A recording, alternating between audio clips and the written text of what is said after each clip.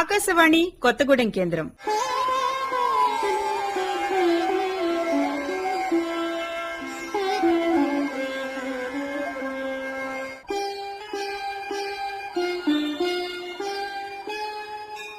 భాగవత మకరందం ధారావాహిక 8వ భాగం. రచన సమర్పణ డాక్టర్ కావూరి పాపయ్య శాస్త్రి. నిర్వహణ శ్రీ నక్కా సుధాకరరావు. ఈనాటి ధారావాహికలో శ్రీకృష్ణ జననం గురించి తెలుసుకుంటారు. భాగవతంలోని దశమ స్కంధం మహాభాగవతం యొక్క హృదయం అంటారు పండితులు. ఎందుకంటే ఈ స్కంధంలో శ్రీకృష్ణుని కథ ఉన్నది. శ్రీకృష్ణ చరిత్ర వినిపింపమని పరీక్షిత్తు శుకయోగిని అడుగుగా ఆయన విష్ణు కథారతుడగునరు, విష్ణు కథలు చెప్పునరుని వినుతుండునరున్, విష్ణు కథా సంప్రశ్నము విష్ణుపదీ జలము భంగి విమలుని చేయున్. విష్ణువు యొక్క కథలు వింటూ ఆనందించే మానవుని, విష్ణువు కథలు వినిపించేవాడిని, విష్ణుపదీ జలము అంటే గంగానదీ జలముల వలె విష్ణు కథలు పవిత్రుని చేయునని పలికి శుకుడు శ్రీకృష్ణావతార కథ వినిపించాడు. ఉగ్రసేనుడనే రాజు మధురా నగరాన్ని పరిపాలిస్తున్నాడు. అతడి పుత్రుడు కంసుడు.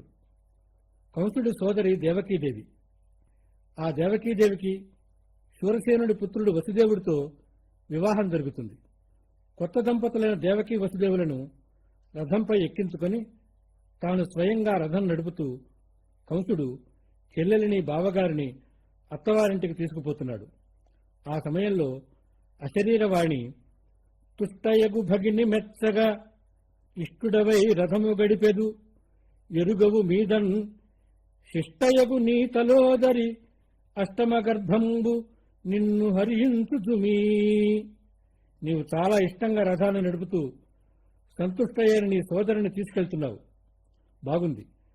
శిష్టురాలైన నీ సోదరి యొక్క అష్టమ సంతానం చేతిలో నీవు అంతం కాగలవు సుమా అని పలికింది. ఆ పలుకులు విన్న కంసుడు ఉలికిపడి మిక్కిలి క్రోధంతో రథంపైనున్న కొత్త పెళ్లి కూతురు దేవకిని ఒడిసిపెట్టి కరవాలను దూసి చంపబోయాడు.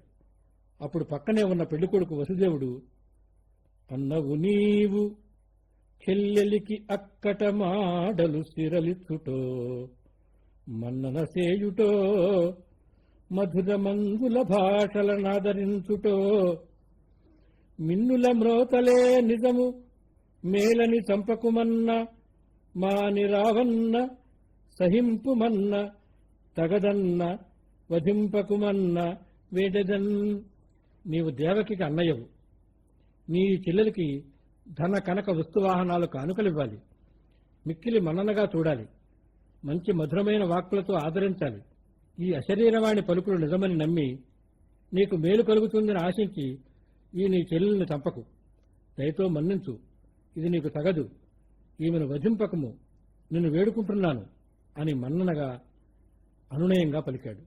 వావి చెల్లెలుగాని పుత్రిక వంటి దుత్తమురాలు సంభావనీయ చరిత్ర భీరువు బాల నూత్న వివాహ సుశ్రీ విలాసిని దీన కంపిత చిత్త నీకిద మృక్కెదన్ కావవే కరుణామయాత్మక కంస దానవ వల్లభ.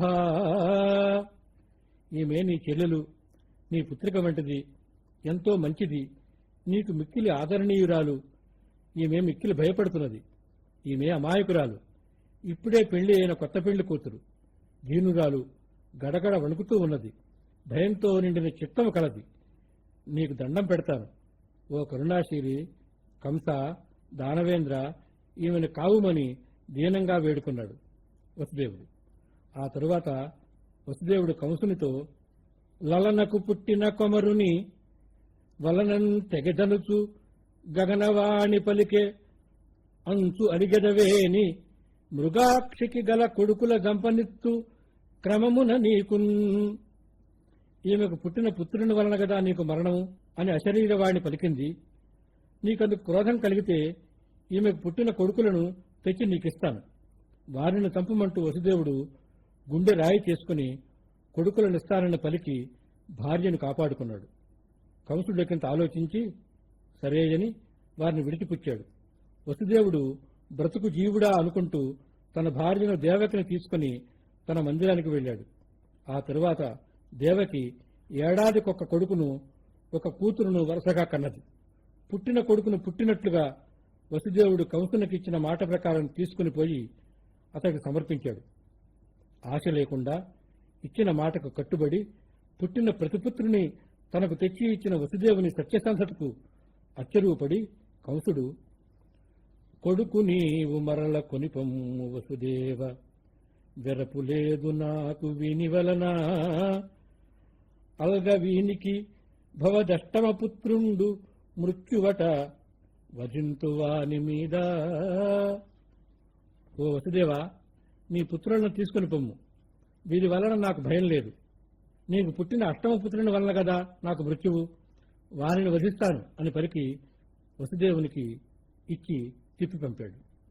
ఒకనాడు త్రిలోక సంచారి నారద మహర్షి కంసుని వద్దకు వచ్చి, ఓ కంస, నీవు రక్కసుడవు, మందలోనున్న యశోదానందులు దేవకీ వసుదేవులు, తక్కిన యాదవులంతా దేవతలు, వారంతా రాక్షస వధ కొరకై భూమిపై అవతరించారు. నీ సోదరి దేవకీదేవి అష్టమ గర్భంలో శ్రీ మహావిష్ణువు జన్మించి నిన్ను సంహరించగలడు అని చెప్పాడు. వెంటనే కంసుడు దేవకీ వసుదేవులను కారాగారంలో బంధించాడు. వారు కన్న పుత్రులనందరినీ వధించాడు.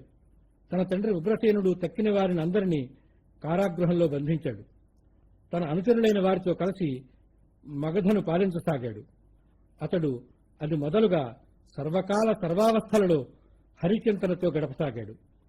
శ్రవణ రంధ్రంబుల ఏ శబ్దంబు వినబడు, అది హరిరవమని ఆలకించు, అక్షిమార్గమునని ఎది చూడబడు, అది హరిమూర్తిగానో పునంచు చూచు, తిరుగుతో దేహంబు తృణమైన సోకిన హరికరాఘాతమోయనుచు పలుకు, గంధంబులేమైన గ్రాణంబు సోకిన హరిమాలికా గంధమనుచునదురు, పలుకులెవి అయిన పలుకుతో హరిపేరు పలుకుబడియననుచు భ్రమసి పలుకు, తలపులెట్టివైన తలచి ఆ తలపులు హరితలంపులనుచు అలుగదలచు. అతడి పరిస్థితి విచిత్రంగా తయారైంది.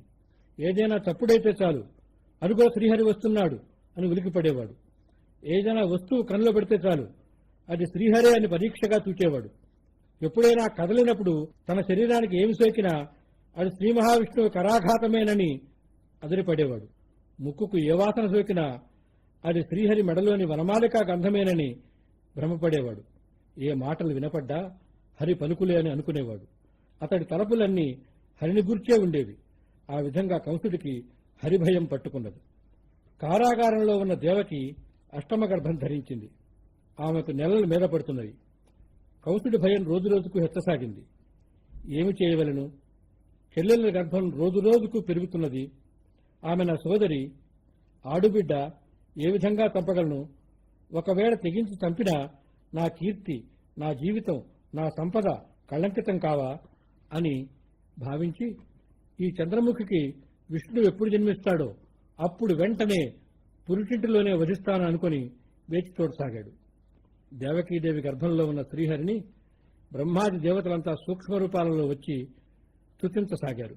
పుట్టువలేని నీకభవ, పుట్టుట క్రీడయ కాక పుట్టుటే, ఎట్టనుడున్ భవాది దశలల్లను, జీవులయంద విద్య తా చుట్టుచునుండుగాని నిన్నులే పొంత నుండియున్ చుట్టగలేమి, సత్క్రియల జొక్కని ఎక్కటి వౌదు ఈశ్వరా. ఓ అభవ, నీకు పుట్టుకయ్యలేదు, ఇదంతా ఒక ఆట మాత్రమే. నీవు పుట్టెదవని, పుట్టుక పెరుగుట మొదలైన దశలు నీకెక్కడివి? అవిద్య అజ్ఞానము జీవులను చుట్టుకొనును గాని నిన్ను చుట్టినట్లు కనిపించినా అది నిన్ను చుట్టుకోదు. జీవులకుండే ఆ క్రియలన్నీ నీకుండవు. నీవు వీరుడవు అని స్థితించారు. గురుపాఠీనమవై జలగ్రహమవై క్రోడంబవై శ్రీ నృకేసరివై భిక్షుడవై హయాననుడవై క్షమాదేవతాభర్తవై ధరణీనాథుడవై దయా గుణగణోదారుండవై లోకముల్ పరిరక్షించిన నీకు మృక్కెద ఇలా భారంబు వారింపవే అంటూ శ్రీ మహావిష్ణువు యొక్క అవతారాలను ప్రస్తుతించారు. మత్స్యమూర్తిగా, మహాకూర్మంగా, వరాహంగా, నరహరిగా, వామనుడిగా, హయగ్రీవునిగా, భూమిని ఉద్ధరించిన వానిగా, శ్రీరామచంద్రునిగా, దయాశీలిగా అవతరించి లోకముల నేలిన స్వామి నీకు వందనములు అని ప్రస్తుతించారు. ధర్మరక్షణకై శ్రీహరి అవతరించిన తీరును సన్నుతించారు. దేవకీదేవి చెరసాలలోనే ప్రసవించింది. మగ శిశువు కలిగాడు. ఆ సమయంలో సముద్రాలు పొంగాయి. గగనంలో గ్రహతారకులు ప్రకాశించాయి. చల్లని గాలులు వీచాయి. దేవతలు పూలవాలలు కురిపించారు. దిక్కులన్నీ ప్రకాశించాయి. మహర్షుల హోమాగ్నులు చెలగి ప్రజ్వరిల్లాయి. సరస్సులలో సరసిజములు వికసించి కనువిందు చేశాయి. నదులు నీళ్లతో ప్రవహించాయి. విహగరుతాలతో పుష్పవనాలు ప్రతిధ్వనించాయి. దేవకీ వసుదేవులకు శ్రీ మహావిష్ణువు దర్శనమిచ్చాడు. జలధరదేహు ఆజాను చతుర్బాహు సరసీరుహాక్షు విశాలవక్షు చారుగదా శంఖ చక్ర పద్మ విలాసు కంఠ కౌస్తుభమణి కాంతిభాసు కమనీయ కటిసూత్ర కంకణ కేయూరు శ్రీవత్సలాంఛనాంచిత విహారు ఉరుకుండల ప్రభాయుత కుంతల లలాటు వైడూర్యమణిగణ వర కిరీటు బాలు పూర్ణేందుదాలు భక్తలోకపాలు సుగుణాలవాలు కృపావిశాలు చూచి తిలకించి పులకించి చోద్యమంది ఉబ్బి చెలరేగి వసుదేవుడుత్సహించే. దేవకీ వసుదేవులు బ్రహ్మానంద భరితులయ్యారు. వారి కష్టాలన్నీ మర్చిపోయారు. అంతలో శ్రీహరి అంతర్ధానమయ్యాడు. చెరసాలలో పుట్టిన మామూలు శిశువుగా శ్రీహరి దేవకీదేవి చెంతనే మిగిలాడు. ఆ పిమ్మట వసుదేవుడు ఆ పసిబిడ్డను తీసుకుని కావలి వారికి కంటబడకుండా కారాగృహం విడిచి అర్ధరాత్రి వేళ యమునా నదిని దాటి నందగోకులం రేపల్లెకు చేరుకుని యశోద పక్కలో తన మగ శిశువును ఉంచి ఆమె ప్రక్కనున్న ఆడ శిశువును తీసుకుని పోయి కారాగృహంలో ఉన్న దేవకీదేవి ప్రక్కన పడుకోబెట్టాడు. తెల్లవారింది. యశోద మగబిడ్డను కన్నదన్న వార్త నందగోకులంలో గుప్పుమంది.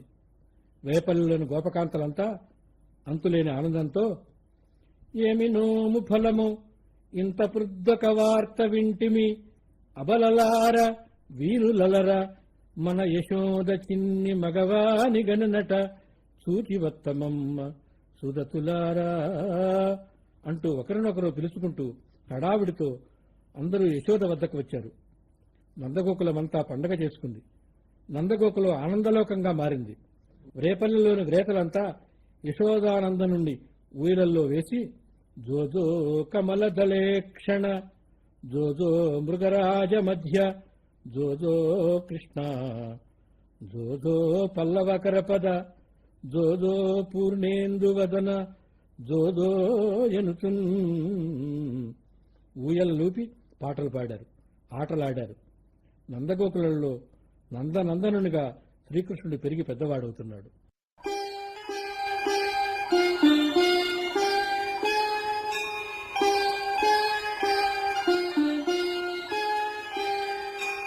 ఇంతవరకు మీరు భాగవత మకరందం ధారావాహికలో శ్రీకృష్ణ జననం గురించి విన్నారు. రచన సమర్పణ డాక్టర్ కావూరి పాపయ్య శాస్త్రి, నిర్వహణ శ్రీ నక్కా సుధాకరరావు. ఈ ధారావాహిక 9వ భాగం వచ్చే సోమవారం ఉదయం 7:15 వినవచ్చు. ఇందులో శ్రీకృష్ణ లీలల గురించి తెలుసుకుంటారు.